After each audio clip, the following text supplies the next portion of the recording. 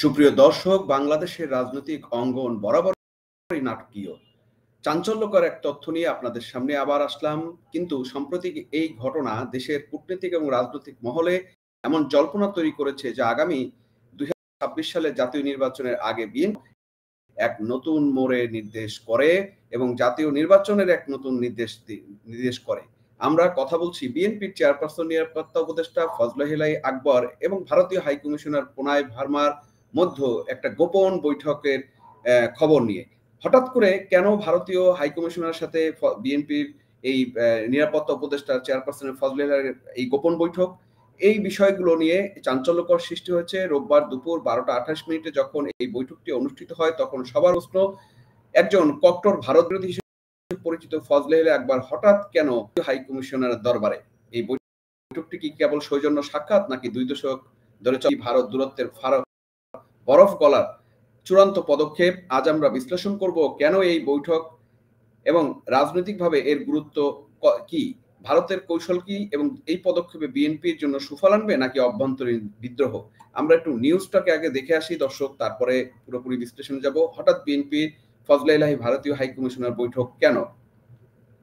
জনমনে কিন্তু এটা নিয়ে প্রশ্ন শুরু হচ্ছে যে নাটকীয় কোনো মোড় ঘটছে কিনা, ভারতমুখী আবার যে ভারতের বিরুদ্ধে বিএনপি, সেই ভারতমুখী আবার কেন হচ্ছে। তো নিউজে কি বলছে, ফজলে ভারতীয় হাইকমিশনের গোপন বৈঠক সামাজিক ও রাজনৈতিক দৃষ্টিতে জল্পনা বাড়িয়েছে জাতীয় নির্বাচন সামনে।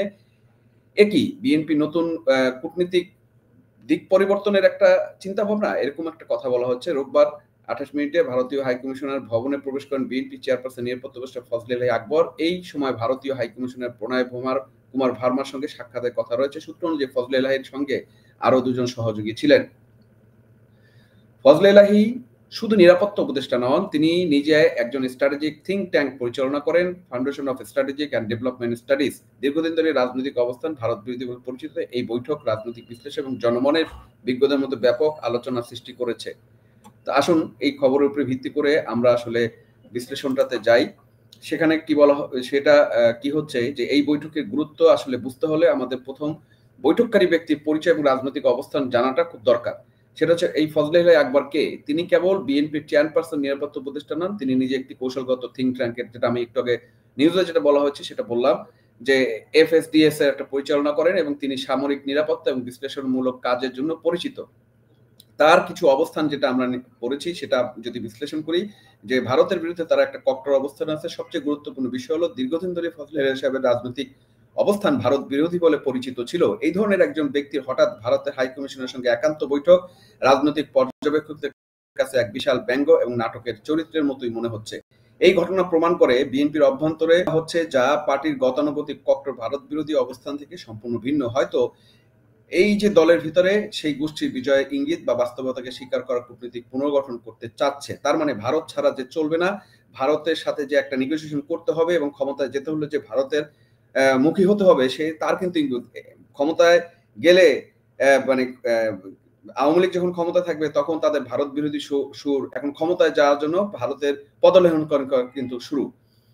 এই বৈঠকের কয়েকটি কারণে রাজনৈতিকভাবে উচ্চ ঝুঁকিপূর্ণ এবং স্পষ্টভাবে বলা হচ্ছে। কারণ হচ্ছে ঐতিহাসিক কিছু প্রেক্ষাপটে গত 24শে জুলাই সালে যে 22 সেপ্টেম্বর ভার্মা এবং বিএনপি শীর্ষ নেতাদের বৈঠক করেছিলেন, সে সময় বিএনপি বলেছিল আইস মোল্ডিং শুরু হয়েছে, কিন্তু তারপরে খালেদা জিয়ার অসুস্থতা এবং দেশের রাজনৈতিক অস্থিরতাকে এই প্রক্রিয়াকে মন্থর করে তোলে। ফজলে এই আগমন সেই মন্থর প্রক্রিয়াকে আবার গতিশীল করার ইঙ্গিত কিনা, সেটা কিন্তু মানুষ প্রশ্ন করছে।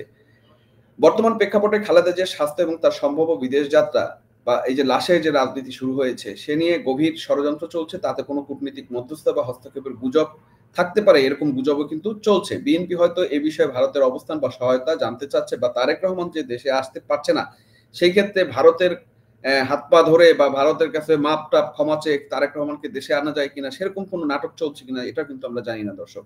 সামনে 2026 সালের জাতীয় নির্বাচন, এই মুহূর্তে বিএনপির অভ্যন্তরে তারেক রহমান নেতৃত্বে এক ধরনের অস্থিরতা চলছে।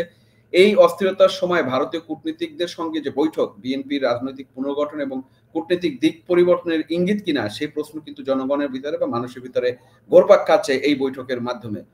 ভারতের বর্তমান কূটনীতিক স্বার্থ অনুযায়ী তাদের নীতি খুবই নিখুঁতভাবে পরিচালিত হচ্ছে। তাদের প্রথম অগ্রাধিকার হলো সব রাজনৈতিক দলের পক্ষের সঙ্গে যোগাযোগ রক্ষা করা এবং সমন্বয় প্রক্রিয়া বজায় রাখা, এবং তাদের একটা নির্বাচন নিয়ে যে কথা রয়েছে যে ইনক্লুসিভ নির্বাচন, সকল দলের নির্বাচন। তার মানে এখানে ভারতের অবশ্যই একটা এজেন্ডা থাকবে যে বাংলা আওয়ামী লীগকেও নির্বাচন করতে দেওয়ার যে সুযোগটা, সেই সুযোগটা অবশ্যই এনশিওর করার যে বিষয়টা থাকবে সেটা কিন্তু এখানে আসবে। ভার্মা সম্প্রতি বলেছেন, বাংলাদেশকে সবসময় আমরা আপন মনে করি এবং সময় এসেছে এই সম্পর্ক পুনরুদ্ধারের। এর সম্ভাব্য প্রমাণ করে ভারত আর বাংলাদেশের সম্পর্ক শুধু ক্ষমতাসীন সরকারের মতো সীমাবদ্ধ থাকবে না। বিশ্লেষকরা বলছেন এটি একরূপ কূটনীতিক রিভার্সমেন্ট। ভারত জানে আগামী দিনে দক্ষিণ এশিয়া ভূ রাজনীতি বদলাতে পারে, তাই চীন বা অন্য কোনো বৈশ্বিক শক্তি বাংলাদেশের প্রভাব বিস্তার ভারত তার সব পক্ষে সম্পর্ক তৈরি করে একটি কূটনৈতিক বাফার তৈরি করতে চাচ্ছে বলে বিশ্লেষক অনেকে মনে করছেন। হাইকমিশন প্রণয় বর্মা বলেছেন, বাংলাদেশের এবং ভারতের সম্পর্কের কেবল সরকার পর্যায়ে না রেখে রাজনৈতিক দল, সামাজিক সংগঠন, সাধারণ মানুষ সব পর্যায়ে পুনরুজ্জীবন করা হবে এবং ফজলে এলাহির মতো কট্টর নেতাকে স্বাগত জানানো সেই নতুন কূটনৈতিক প্ররোচনার মধ্যস্থতার অংশ, নাকি এটা হচ্ছে সেই বাংলাদেশে যে ইনক্লুসিভ নির্বাচন হবে সেই ইনক্লুসিভ নির্বাচনের জন্য বিএনপির উপরে যে চাপ প্রয়োগ, সেই চাপেরই একটা অংশ এবং সেখান থেকে অবশ্যই একটা ভালো রেজাল্ট আসবে যাতে ইনক্লুসিভ নির্বাচনটা বাংলাদেশে হয় এবং আওয়ামী লীগের নির্বাচনে অংশগ্রহণ করা নিশ্চিত হয়। এই বৈঠকে বিএনপির জন্য 2 দশক পর এক বিশাল কৌশলগত পরিবর্তন হয়েছে বলে অনেকে মনে করেন। কেউ বিএনপির দীর্ঘদিনের লালিত ভারত বিরোধী অবস্থান থেকে সরে আসতে বাধ্য হচ্ছে, কারণ এখানে ভারত একটা বড় ফ্যাক্টর। কারণ ভারত ছাড়া এইখানকার রাজনীতি চলবে না এবং সম্প্রতি যে যুক্তরাষ্ট্রের যে নীতি, সেই নীতিতেও কিন্তু ভারতকে সামনে রেখেই এখানে রাজনীতি পরিচালিত হচ্ছে। সেক্ষেত্রে ভারতের দ্বারস্থ হওয়া ছাড়া কিন্তু তাদের কোনো পথ নেই এবং তারই পরিপ্রেক্ষিতে ভারতের কাছে কিন্তু ধর্ণা দেওয়াটা এখন এই বিএনপির নিরাপত্তা উপদেষ্টার কিন্তু কাজ বা সেইটাই কিন্তু উনি করছেন। বিএনপি নেতৃত্ব আসলে অবশেষে বুঝতে পারছে যে আঞ্চলিক রাজনীতি ভারতকে উপেক্ষা করে বা ভারত বিরোধী অবস্থান নিয়ে বাংলাদেশের ক্ষমতা ধরে রাখা বা নির্বাচনে জয়ী হওয়া প্রায় অসম্ভব। বিএনপির বিরুদ্ধে বহু বিদেশি চুক্তি, সীমান্ত পানি, বাণিজ্য হিসাব নিয়ে ইস্যু, অভিযোগ রয়েছে। ভারত এবং পশ্চিমা বিশ্বের নতুন সম্পর্ক বিএনপিকে আন্তর্জাতিক স্তরে একটি বৈধ এবং দায়িত্বশীল আচরণমূলক দল হিসেবে তুলে ধরতে চেষ্টা এরা করছেন বা এরকম একটা রূপ দেখানোর চেষ্টা করছেন। 2026 সালের নির্বাচন সামনে রেখে কূটনীতিক ব্যাকআপ থাকলে বিএনপি ভোট ব্যাংক, বিশেষ করে জীবনযাত্রা, রেভিনিউস এবং ব্যবসা বাণিজ্য ইস্যুর প্রভাব বাড়বে। আন্তর্জাতিক চাপে বিএনপির বিরুদ্ধে যে কোনো অভিযোগ, মামলা, রাজনৈতিক চাপ মোকাবেলা শক্তিশালী অবস্থান তৈরি হতে পারে। এই বৈঠকটা প্রমাণ করছে যে বিএনপি তাদের পুরনো কৌশলগত ভুল, এই যে ভারতের বিরোধিতা করে যে তারা যে ভুল করেছে এখন তাদের কাছে প্রমাণ হয়েছে, সেটা কিন্তু শুধরে নেওয়ার একটা চেষ্টা চাইছে। কিন্তু এর মাধ্যমে আসলে আওয়ামী লীগের রাজনীতি ফিরে আসার বা আওয়ামী লীগের নির্বাচন করার যে প্রক্রিয়াটা, সেটা একটা সামনের দিকে ধাপে আগাচ্ছে বলে আমরা মনে করি। এটি একটি বিশাল কূটনৈতিক শিফটিং যা ভবিষ্যতের জন্য অপরিহার্য যদি বাংলাদেশে রাজনীতিতে অবস্থান করতে হয়। ফজলে এলাহির এই বৈঠকে বিএনপির জন্য যে বিপুল সুফল বয়ে আনতে পারে, তেমনি একটা অভ্যন্তরীণ চমক ঝুঁকিপূর্ণ। সুফলটা হতে পারে তার একটা সিগন্যাল পেতে পারে, ক্ষমতা যাওয়ার একটা জায়গা তৈরি হতে পারে, কিন্তু সেরকম অবস্থা কিন্তু আমরা এখনো দেখছি না। কূটনীতিক ব্যাকআপ পেলে বিএনপি রাজনৈতিক এবং আইনি চাপের মোকাবেলা শক্তিশালী অবস্থান তৈরি করতে পারবে। ভবিষ্যৎ নির্বাচনে যে প্রতিবেশী দেশের সমর্থন বা নিরপেক্ষ নির্বাচনে গুরুত্বপূর্ণ প্রভাব ফেলবে, এটা কিন্তু তারা বুঝে ফেলছে এবং তাদেরকে ছাড়া যে বা তাদের কনসার্ন ছাড়া যে এই নির্বাচনে জয়লাভ করা সম্ভব না, সেটাও কিন্তু বিএনপি বুঝে ফেলছে। বিএনপির অনেক কারিগর বা কর্মী, ভোটার এখনো ভারত বা বিদ্রোহ হস্তক্ষেপ বিষয়ে তীব্র সন্দেহ প্রকাশ বা সন্দিহান আছে। ফজলে এলাহির মতো কট্টর নেতার এই বৈঠক দলের অভ্যন্তরীণ তীব্র বিরোধ এবং সন্দেহ তৈরি করতে পারে বলে একটা লোক ধারণা করছে। কিন্তু বিএনপি এমন একটা দল যে দলের ভিতরে কোনো আদর্শ নাই, নীতি নাই। এরা আসলে ক্ষমতায় যাওয়ার জন্য যে কারো পদলেহন করতে পারে, এটাই কিন্তু বাস্তবতা। ফজলে এলাহি আকবর এবং ভারতীয় হাইকমিশনার প্রণয় ভার্মার এই গোপন বৈঠক রাজনৈতিক দৃষ্টিকোণ থেকে কেবল একটি ঘটনা নয়, এটি সময়ের সঙ্গে বাংলাদেশের রাজনৈতিক বিন্যাস এবং দলগুলোর কৌশলগত অবস্থানের একটি বড় পরিবর্তনের প্রাথমিক স্লাইড হিসেবে দেখা হচ্ছে।